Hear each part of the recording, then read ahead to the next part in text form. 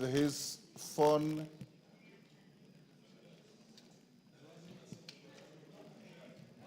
Who is the member behind KJ? Honorable Gonzi Rai. You are one of the fathers of this house. We forgive you. Okay, other members. Section 40 of the Public Finance Management Act, Cap 412A, and Standing Order 244C require the Cabinet Secretary for the National Treasury and Economic Planning to make a public pronouncement on the budget policy highlights and revenue-raising measures for the national government each financial year. Pursuant to the said provisions, I will shortly interrupt the business of the House to allow the Cabinet Secretary for the National Treasury and Economic Planning to make a public pronouncement on the budget highlights and revenue-raising measures for the national government for the year 2025, 2026, and the medium term. In accordance with the standing orders, I have also designated a suitable place in the chamber for that purpose. Honorable members, as we welcome the Cabinet Secretary to the National Assembly, I wish to remind the House that today's event is largely ceremonial. No decision will be required on the speech as the supply period, which commences with the consideration of the budget estimates and concludes with the enactment of an appropriation act, is still ongoing. Having said that, honorable members, and before we proceed, I take this opportunity to acknowledge and recognize the presence of distinguished guests in the galleries of the House today, both the Speaker's Gallery and the Public Gallery. They include members of Cabinet, Principal Secretaries, Chairpersons, and Chief Executive Officers of various parastatals, senior government officials, members of the Diplomatic Corps, and development partners. Honorable members, I also wish to recognize and appreciate the presence of university student leaders and their colleagues from our universities across the country, members of Bunge la Wananchi, representatives of various youth and women groups, a group of traders representing a cross-section of our small-scale business community, including border riders who are with us today. On behalf of the National Assembly and on my own behalf, I welcome all of you to the National Assembly.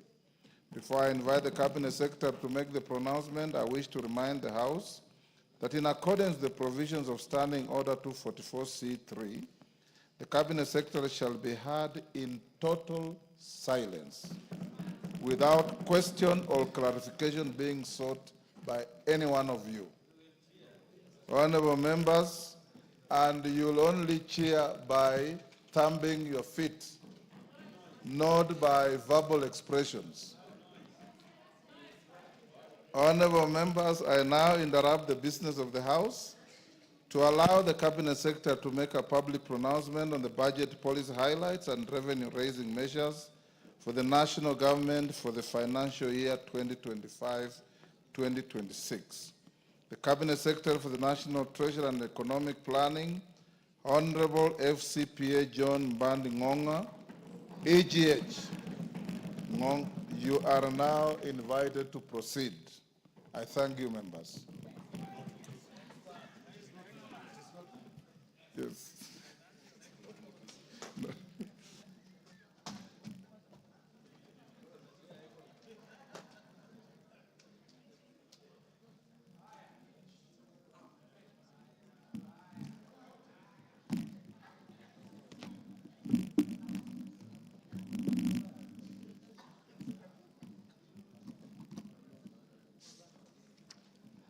Thank you, Mr. Speaker, and honorable members of the National Assembly.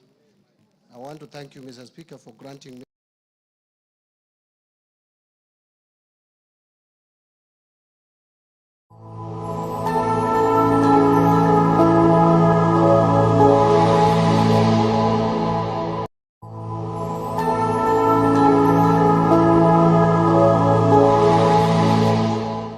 budget highlights and revenue-raising measures for 2025-2026. Mr. Speaker, it is with great honor and privilege that I present to this esteemed House and the people of Kenya the budget statement for the financial year 2025-2026 budget. I make this statement in compliance with Section 40 of the Public Finance Management Act, Cap 412A, and the Standing Order number 241 of the National Assembly. Mr. Speaker, these legal provisions give life to the building constitutional requirements of good governance to which the President and certainly the National Treasury and Economic Planning remain fully committed to. Mr. Speaker, at the outset, allow me to express my sincere gratitude to His Excellency, Honorable Dr. William Samoei Ruto, the President of the Republic of Kenya and Commander-in-Chief of the Defense Forces, for the trust he bestowed upon me by appointing me as the Cabinet Secretary for the National Treasury and Economic Planning to provide leadership in economic and financial affairs of our country. I remain mindful of the aspirations and high expectations of the Kenyan people as I serve in this office. The Constitution protects realization of economic, social, and cultural rights, which includes the rights to adequate food, to adequate housing, to education, right to health, to social security, and to take part in cultural life, to water and sanitation, and also right to work. This budget, Mr. Speaker, speaks to these rights and reaffirms the priority policies and strategies aimed at stimulating economic recovery articulated in the bottom-up economic transformation agenda, otherwise known as BETTER, while highlighting the achievements over the past 2.5 years in enhancing the livelihoods of Kenyans. At its core, BETTER has adopted a value chain approach, focusing on strategic investment in areas that generate the highest impact, particularly in job creation and income generation at the grassroots level. Mr. Speaker, significant successes have been achieved through targeted intervention and structural reforms. These measures have laid a solid foundation for economic recovery and set us on a path towards long-term growth and stability. Mr. Speaker, let me mention just a few achievements under BETTER. First, the Kenyan economy has remained resilient and registered an average growth of 5.2% for the period between 2023 and 2024, outpacing both global growth of 3.3% and 3.8% for the sub-Saharan African region over the same period. Other macroeconomic fundamentals such as inflation and exchange rates have strongly rebounded and are projected to remain stable. Second, the government has rolled out fertilizer and seed subsidies to farmers across the country, and that has boosted production in key food value chains and revived underperforming or collapsed export crops such as pyrethrum. Since February 2024, Mr. Speaker, a total of 6.5 million registered farmers have benefited from the fertilizer subsidy program. And as a result of these initiatives, the cost of fertilizer has declined by 67% from Kenya shillings 7,500 in 2022 to 2,500 in 2025. While maize production has increased by 38.9% from 61.7 million bags in 2022 to 85.7 million bags in 2024. This is a clear demonstration of the positive impact of our agricultural reforms towards food security and improved household income.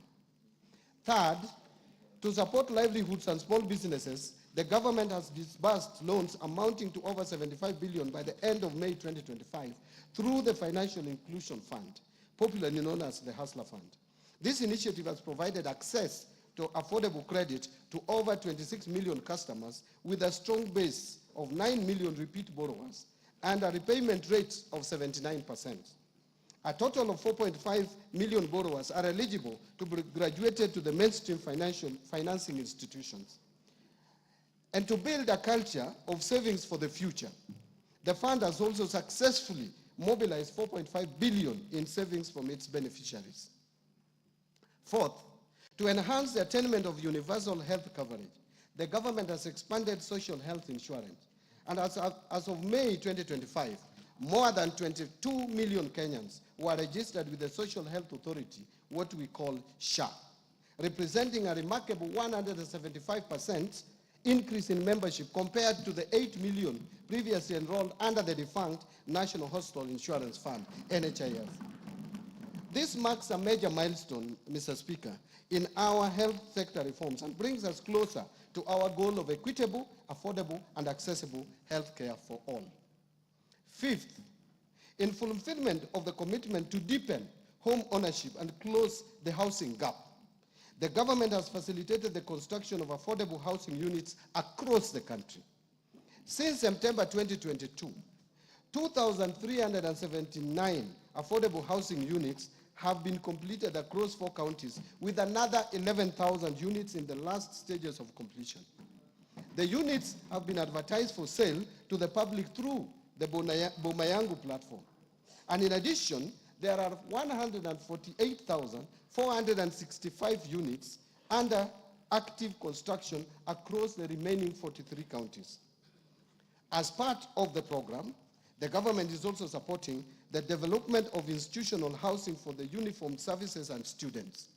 Mr. Speaker and honorable members, these efforts have created over 250,000 direct and indirect jobs for Kenyans.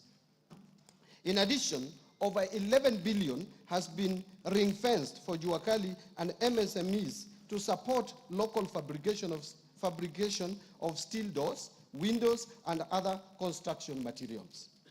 Sixth, to drive digital transformation and inclusion, the government has expanded last-mile fiber optic connectivity to 13,590 kilometers in 2025, up from 8,900 kilometers in 2022, an increase of 53%. 2, established 285 digital hubs across the country, and also increased the number of digitized government services from 350 in 2022 to 20,985 in 2025 through integration with the e-citizen and mobile platforms, ensuring seamless access for all Kenyans.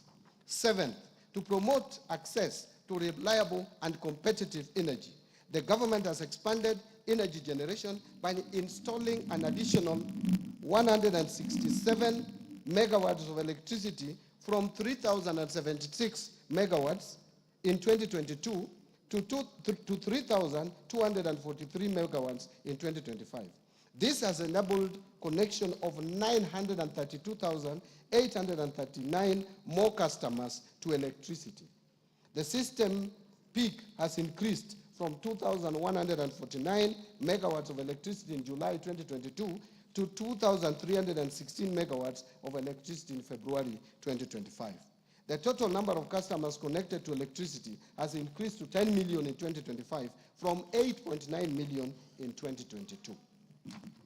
8, to boost education and training outcomes in the country as a tool of creating equality in the society, the government has invested significant resources and implemented radical changes in the education sector. And these include resolving the uncertainty around the competency-based curriculum, CBC, launching of the Kenya Education Management Information System to consolidate all existing student registers from early childhood development to institutions of higher learning into a single centralized database. And 3, rolling out of a new student-focused higher education focusing model with special emphasis for students from vulnerable families. Additionally, in order to improve the teacher-student ratio, the government has recruited 76,000 teachers, including junior secondary school teachers. 9, to enhance domestic and regional connectivity, boost rural productivity, improve urban informal settlements, and reduce urban congestion, this government has constructed an additional 1,574 kilometers of roads and 129 bridges from 2022 to April 30th, 2025. Further, the government has rehabilitated an additional 212 kilometers of roads and periodically maintains 126,177 kilometers of roads. 10th, the government has also made significant progress in expanding social protection through the Inua Jamii Cash Transfer Program. From 2022 to 2025, the number of households with orphans and vulnerable children receiving support has increased by 65% to 428,421. Additionally, persons living with disabilities registered for support grew by 34% to 59,637. The number of senior citizens aged 70 years and above registered for social protection also rose by 66% to over 1.2 million. These efforts have provided stable incomes to the beneficiaries and reduced their dependency on relatives, enhancing their dignity and quality of life. Mr. Speaker and honorable members, notwithstanding these achievements, we are aware that a lot remains to be done in order to address the pressing challenges facing Kenyans. And Mr. Speaker, in this year's budget-making process, we accorded Kenyans an opportunity to share their views on how to address the economic challenges facing our country. In my various engagements at open barasas and in the media, Kenyans have been very resolute in voicing their concerns that include overtaxation and high cost of living, unemployment, need for protection of the poor and vulnerable, and more importantly, the need to reduce government expenditure and wastage of resources across the national and county governments. Mr. Speaker, I am alive to these domestic challenges facing Kenyans and the external factors such as geopolitical tensions and shifting global trade dynamics that lead to escalation of the cost of essential commodities in the country, requiring comprehensive responses by government. As you may recall, the social unrest precipitated by the Finance Bill of 2024 brought to the fore the importance of values and principles of governance as enshrined in our Constitution. In response and to win public trust, we have strengthened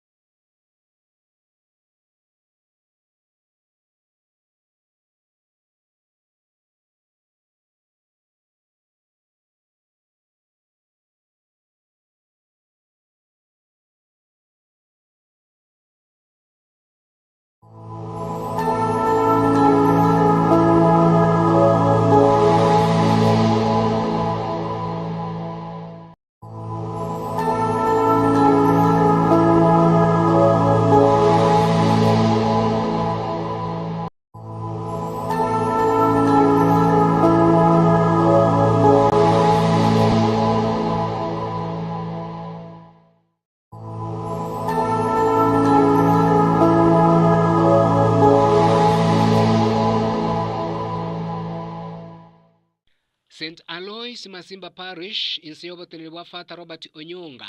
St. Alois Masimba Parish inseyobotenere bwafata Robert Onyonga nigo babariganeirie amabaga akubwatia asaba ibuli bali bwa beginning of every financial year. This process was used in the preparation of the financial year 2025-2026 budget, which is the first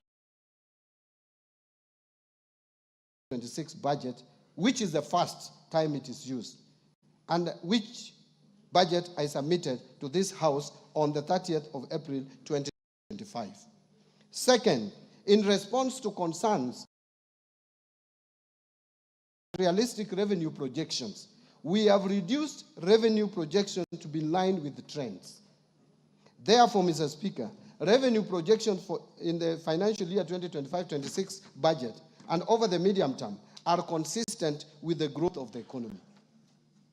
Fifth, Mr. Speaker, in order to improve governance in the public procurement process, I launched the e-procurement system on April 7, 2025. And beginning of 1st July 2025, all procurement by ministries, departments, and agencies will be done through the e-procurement system without any exception. This will reduce the opaqueness and save government resources, estimated at 10% of procurable budgets. Sixth, we have taken deliberate efforts to enhance transparency and promote inclusive policy making and deepen public understanding of government economic priorities. We have not only intensified media engagement through the TV stations and radios, but have also engaged the public in open places like Jivanji Garden, Bunge la Mwananchi, and Mombasa County, where we held a meeting at Swahili Port Amphitheater.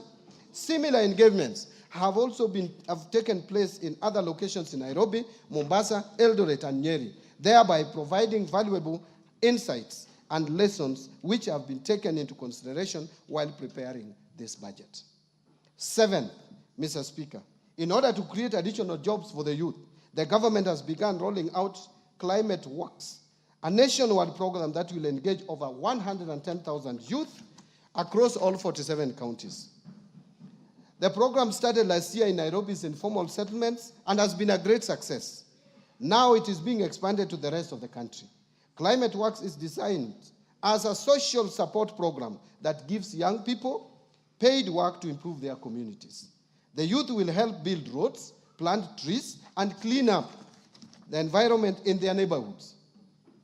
Thus, through this climate work, the government is not only providing a paycheck to help young people meet their immediate needs, but also offering financial support to help them develop themselves and their families.